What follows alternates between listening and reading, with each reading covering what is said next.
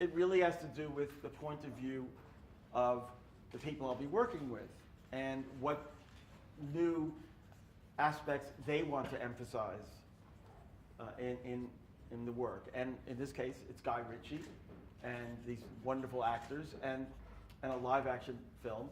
And so all the changes I've made are sort of in accordance with that. Voilà.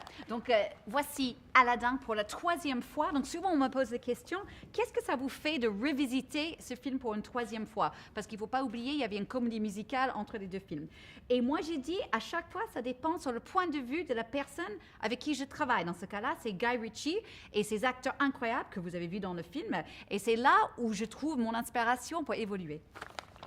The DNA of Aladdin remains the same. It is Aladdin. It's the story of this boy, his diamond in the rough, who falls in love with his princess and goes through this adventure. And it's very much that story. The differences are in the style of the storytelling, how we give a more contemporary edge to the songs, and where we add some message of empowerment for Jasmine. Voilà. Donc, en fait, l'ADN est exactement pareil. On a le même Aladdin, le même diamant d'innocence, la princesse, etc. Là où c'est différent, c'est un peu dans le style. On a donné un côté un peu plus contemporain à la musique et on a donné cette notion de plus de puissance pour Jasmine. So why don't I very briefly go through the colors of Aladdin. The first thing we actually wrote, Howard Ashman and me, was the opening number. And we had the image of the camel walking in through the desert and the sense of that.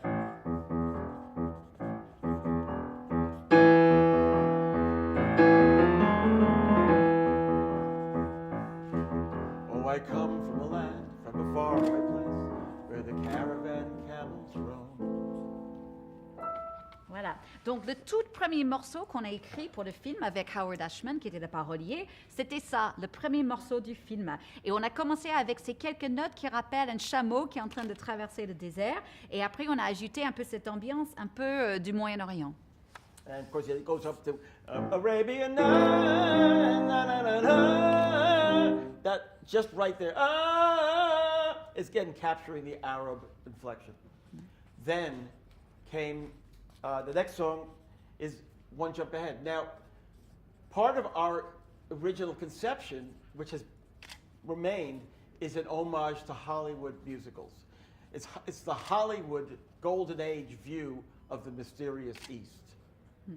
Voilà. Donc ensuite, après ça, la prochaine, vous avez entendu un peu encore une fois l'influence du Moyen-Orient. Et puis la deuxième chanson, Je vole, ou One Jump Ahead, là, on voulait encore avoir un hommage aux grandes comédies musicales des années 30. Donc ça, vous allez entendre dans cette musique.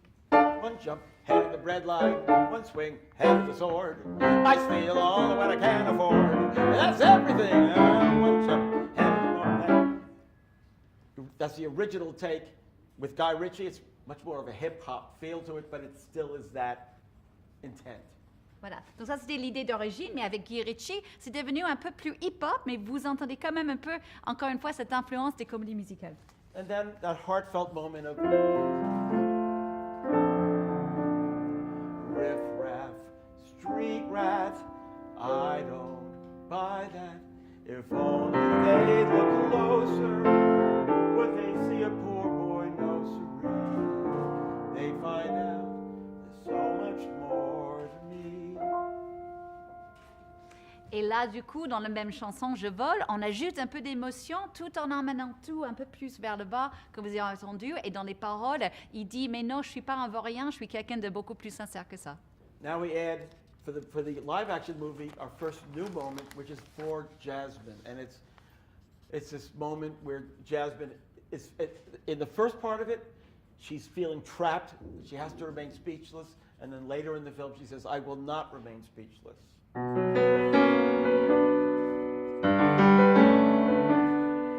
comes a wave meant to wash me away, a tide that is taking me under, swallowing sand left with nothing to say, my voice drowned out in the thunder. But I won't cry, and I will start to crumble whenever they try to shut me or cut me down. I won't stay silent.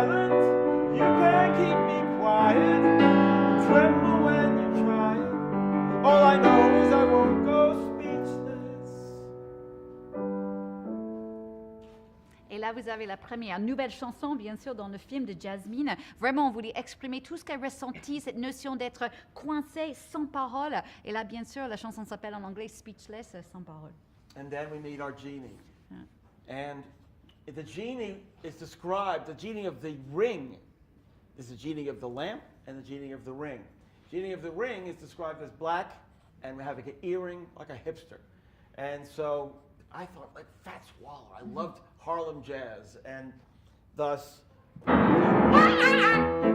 man! My!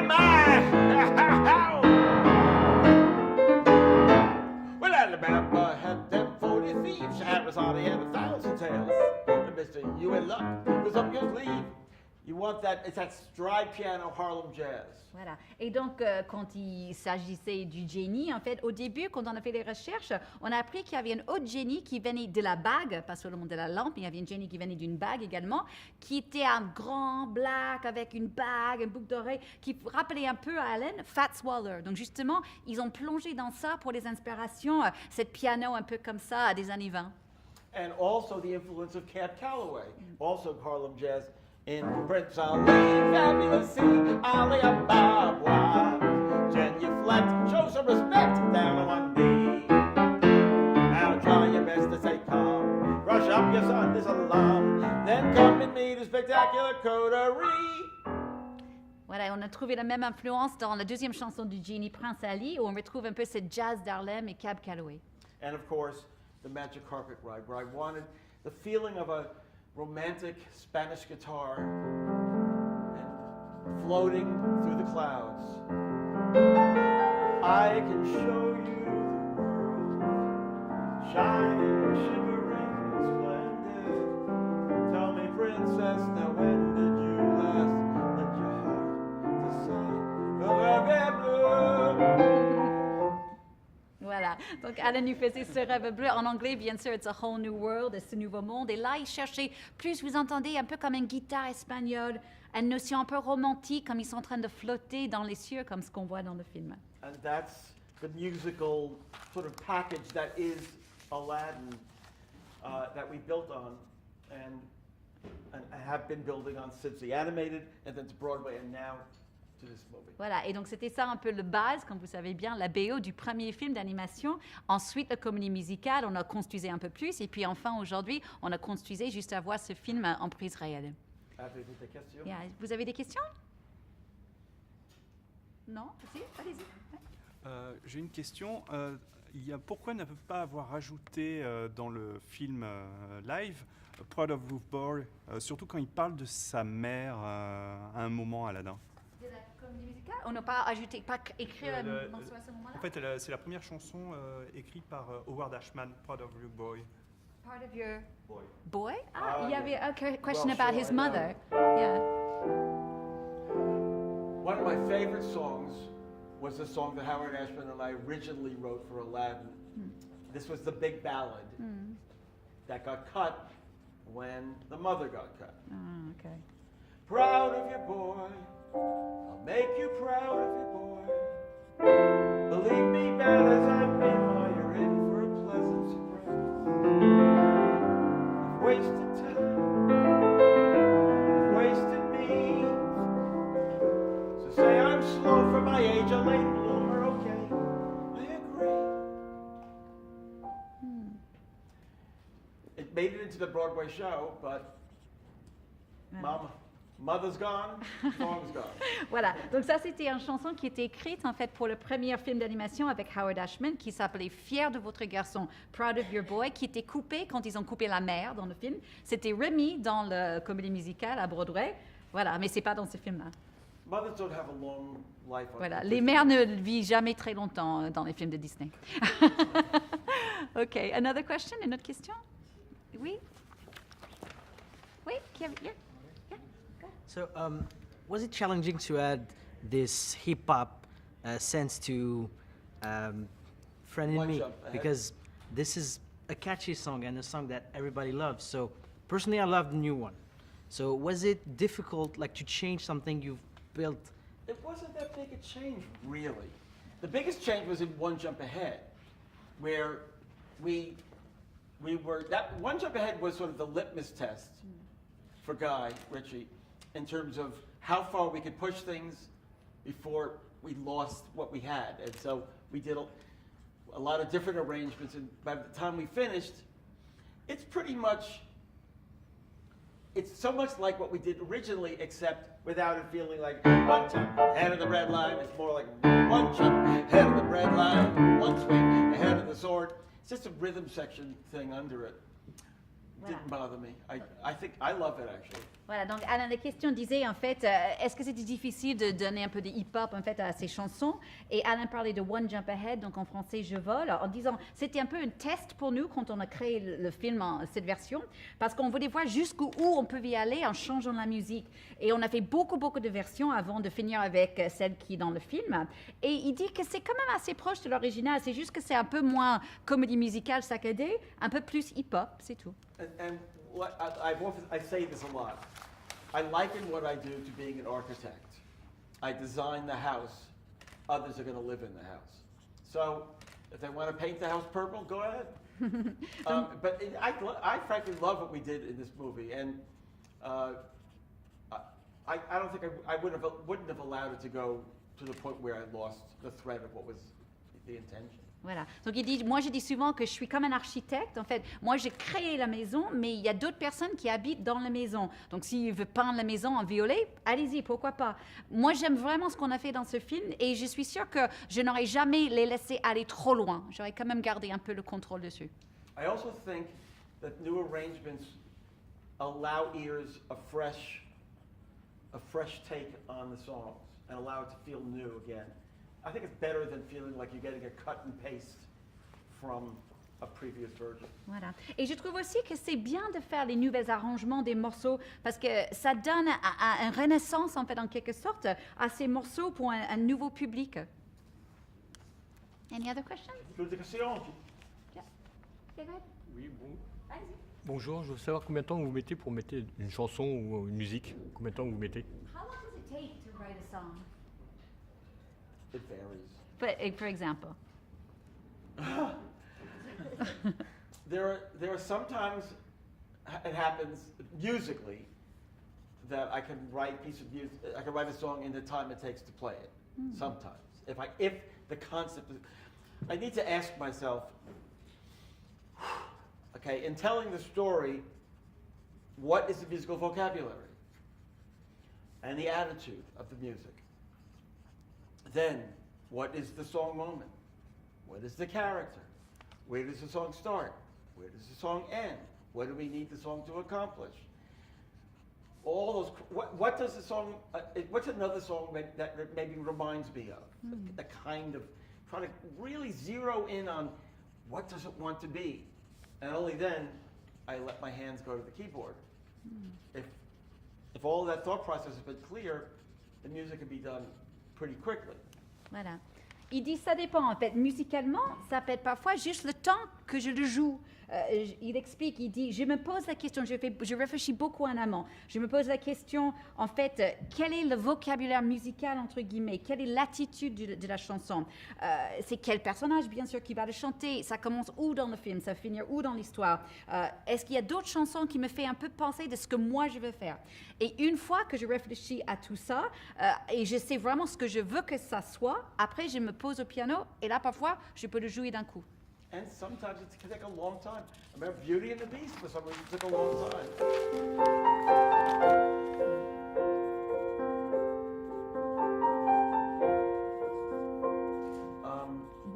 Why did it take long? We just weren't satisfied. It needed to have a certain very ephemeral quality. Again, it's just sometimes, maybe it's biorhythms, you know? I don't know what it is. Sometimes it comes quickly, sometimes it takes a long time. And sometimes you write something, you love it, and people go, I don't know if that's the one, I don't know. And then you could go through months of just writing and writing and writing. It happens. Voilà. And you learn as a composer, the worst thing you can do is ever fall in love with your own material and go, oh no, that's the one, that's got to be the one. Just throw it out and do another. you know, and you get results. Voilà. Donc il dit, il y a d'autres chansons qui peuvent prendre très très longtemps. Par exemple, Histoire éternelle de La Belle et la Bête, il fallait très longtemps pour l'écrire. Et je disais pourquoi? Il a dit parfois parce qu'on n'est juste pas satisfait avec ce qu'on veut. Ça sonne pas comme on le veut. On voulait quelque chose de très éphémère et on trouvait pas. Et il dit, je ne sais pas pourquoi parfois c'est vite, parfois c'est lent. Ça peut être une question de biologie. Certaines chansons vous adorez et puis les équipes ils disent non, pas du tout. Il dit tout ce que j'ai appris depuis toute ma carrière, c'est le pire de chose qu'un compositeur peut faire, c'est être amoureux d'un morceau. Parce qu'en fait, parfois, il faut réécrire. Et en fin de compte, ce n'est pas nous qui choisissons toujours. Oui, au fond? Je me demandais comment était née l'idée de la nouvelle chanson Speechless. Okay. So tell us about the idea of creating Speechless and where you got that idea from. Well, at the very beginning, it was discussed that we wanted to have a song for Jasmine. We had written the song for the Broadway show for Jasmine, but that's very much a stage number and very much in a Broadway style. So this was going to be a new assignment for Jasmine. So that's number one. Then what do we want for Jasmine? And there was a common opinion that a song of empowerment would be a effective song for her, and also it's a timely song for her. And then Benj Pasek came up with the title Speechless, which is a great title. And you know, we worked together in the room. This was blending our styles. And they pulled me in certain directions, I pulled them in certain directions. And it wasn't necessarily a quick process, but maybe it took a day to come up with a piece of music and a form that we knew was the form. And then when the lyric came in, we actually, you know, I demoed it. I got kind of knocked out by this. This is a good song. And you know, I was really happy with it. Voilà. Donc en fait, on savait qu'on voulait une nouvelle chanson pour Jasmine et elle a une chanson dans la version comédie musicale, mais c'est vraiment une chanson qui fait pour la scène et on ne pensait pas que ça allait marcher dans le film. Donc on s'est dit, bon ok, on va commencer à zéro, on va faire une nouvelle chanson pour Jasmine. Alors il faut quoi? On voulait quelque chose qui avait quand même ce thème de la puissance féminine parce que ça nous semblait bien pour Jasmine, mais aussi c'est vraiment de quelque chose de notre époque.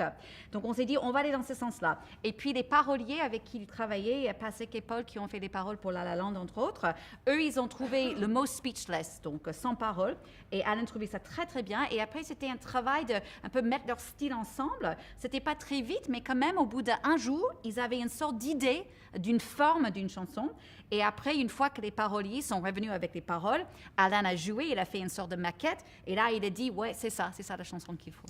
And once the song was completed, to be honest, the power of the song created a lot of work for everybody because it's a strong statement. So we really had to go back and look at the book and the structure of the entire movie to really lay what we call the dramaturgical pipe to lead to the song and to justify the song. And so it had a pretty big impact on the movie itself. Voilà. Et en fin de compte, cette chanson avait quand même un grand impact sur le film en soi, parce que comme la chanson est tellement puissante, il fallait que, au sein du scénario, que c'était assez logique le moment quand c'est arrivé. Donc il fallait s'assurer que le scénario était un peu ajusté en quelque sorte pour que ça soit logique quand Jasmine commence à chanter cette chanson. Donc ça a créé du boulot pour tout le monde en fait. Une autre question? Ici. Ah, voilà. Oui. Yes.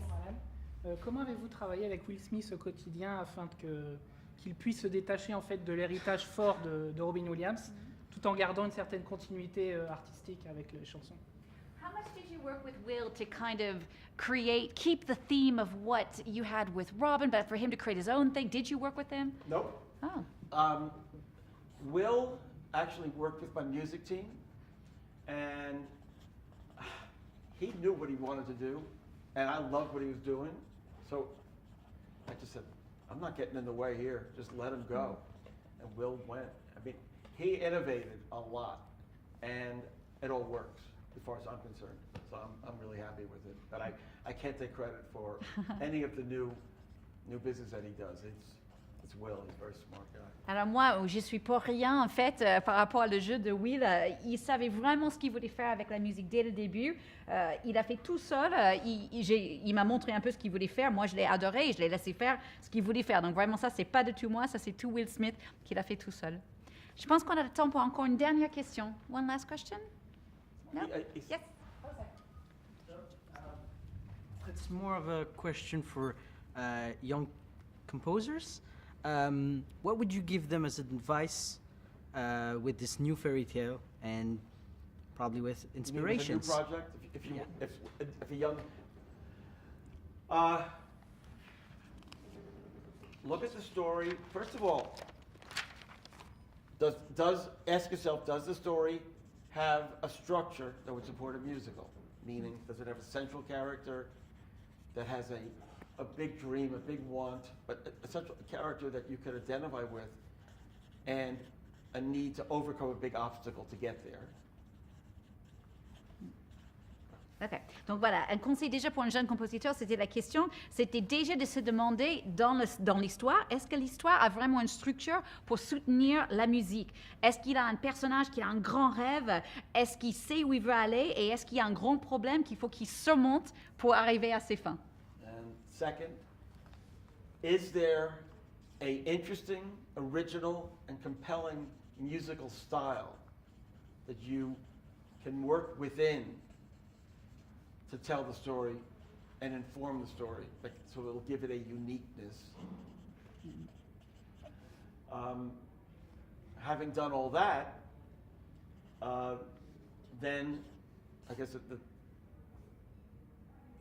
advice I give to any songwriter is never fall in love with your own work. Just put the work out there, be open to comments, and just do it, and do it, and do it, and do it, and do it. Don't work in a vacuum. And don't be begging for love. OK. Et puis ensuite, il dit, assurez-vous que vous avez un style musical qui est original et assez intéressant pour que votre sujet est unique grâce à son style musical.